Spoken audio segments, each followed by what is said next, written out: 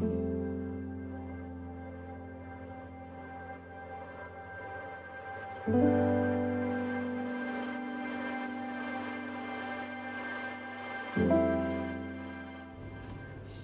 a humid afternoon in Tokyo, I haul a heavy suitcase, an overstuffed Patagonia backpack, a tote bag filled with art supplies, a plastic bag carrying my lunch, and myself onto the 12:04 Nozomi bullet train headed to Hiroshima, my home for the next month.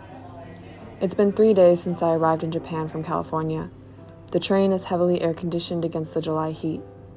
I stare out the rounded windows and watch the countryside whip by at 199 miles per hour. For the first time, I find myself truly alone in Japan. My name is Daisy, though here sometimes I go by my Japanese middle name, Tomoko, and I'm 17 years old. My dad is Japanese American and my mom is white, so in Japan I'm referred to as Hafu, or half Japanese. The truth is that I'm not really Japanese at all. I'm American, born and raised. My family has been in the United States for 4 generations. I speak elementary Japanese that I learned through a summer course. My closest family in this country are third cousins whom I've never met. Despite all that, in the United States, I'm still seen as a foreigner, apart from the fabric of society. People will ask, "Where are you from?" or "What are you?" The answer they want is not, "I'm from California, I'm an American." But while I may be half Japanese, in Japan, I'm still viewed as 100% American. People here assume I'm ignorant of the culture and are surprised and excited when they learn I eat Japanese food and know how to dance at Obon Festival. They also seem to understand, even before I did, that I am part of a separate Japanese-American history, one that involved the hardship of immigration, racism, the internment camps, and the struggle to fit in and create community. I've always felt a lot of confusion about my ethnic identity. Coming to Japan alone for the first time is part of my journey to find out who I am. My parents sent me to Hiroshima, where my dad filmed a documentary years ago, to improve my language skills and cultural understanding. They found me an apartment, helped me get a job at a local cafe, and introduced me to Tomoko Watanabe, a family friend and director of the nonprofit peace group ANT, Asian Network of Trust, where I volunteer. But if I'm honest, even with all these things in place, I still don't know what my grander purpose in Hiroshima will be. On August 6th, I get up at 6 a.m., eat a yellow kiwi, rummage around in my suitcase for an umbrella, and then head to the Peace Park for the memorial of the 75th anniversary of the bombing. I stop by the burial mound for a ceremony for the victims who were never identified. Men and women file up to an altar to say a prayer or make an offering. At 7 a.m., I walk to the Abom Dome, the only building near the bomb's hypocenter left standing. The area is packed with people. Protesters holding colorful banners stand in front of a makeshift stage. Monks sit on the ground, hitting a steady beat on small drums. Reporters mill around with cameras. Police officers in riot gear close ranks around the crowds. I weave through and take a seat directly in front of the dome. Speakers talk about nuclear war and the need for disarmament, their voices ringing through megaphones. The tail end of a typhoon is passing over Hiroshima, and soon it begins to rain. People raise their umbrellas, creating a sort of canopy as the big drops fall. Then suddenly it is silent. A clock strikes 8:15, the drums stop. At this exact moment, 74 years ago, the world's first atomic bomb was dropped on Hiroshima. Everyone looks to the sky over the river. Peace activists lie on the ground pretending to be dead. I think of the flash, of the heat, of the fire. And then, like a heartbeat, the drums start again and the moment passes. Later that night, I take an hour off work at the cafe and walk to the banks of one of the rivers that run through the park. Visitors from all over the world have gathered to float candlelit paper lanterns across the water, an annual Hiroshima tradition to honor the dead. By the time I arrive, the lines to buy lanterns snake through the park and into the street, so instead I buy an onigiri at 7-Eleven and sit on a wooden plank next to the water. The lanterns are bright shades of green, red, blue, yellow, purple, and orange. Light dances across the surface of the water as they bob. Men sitting on paddleboards sail among them, occasionally scooping up sinking lanterns. One man has set up a chair on his board, and I can hear a portable radio as he paddles past. After a while, I get up to leave.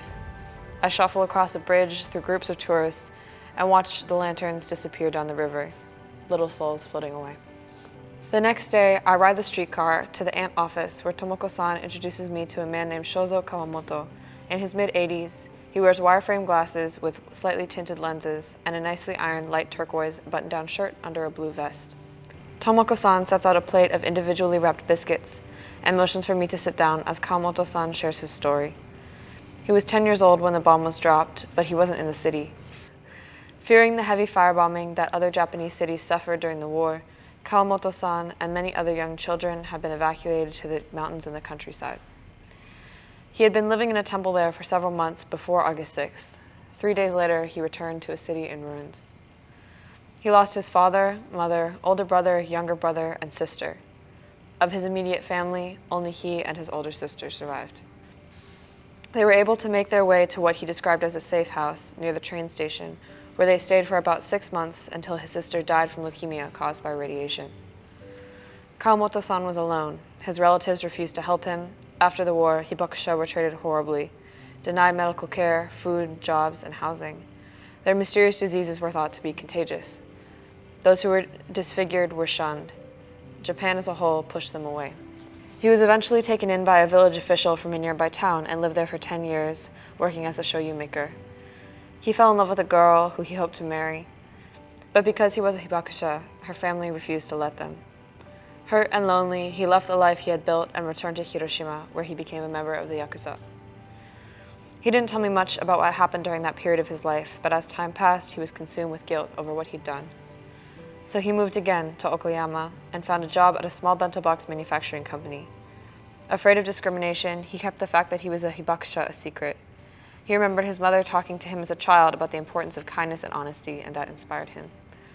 He worked hard, and by the age of 50, he was made president of the company. Around that time, an old classmate contacted Kawamoto-san and asked him to come back to Hiroshima. Kawamoto-san visited the Peace Park and heard the stories of the dead. He realized he had to share his story of survival and perseverance. Kawamoto-san falls silent, nodding slowly to himself.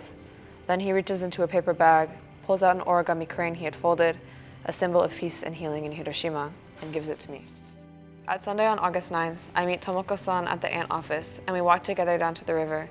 It's my final day in Hiroshima.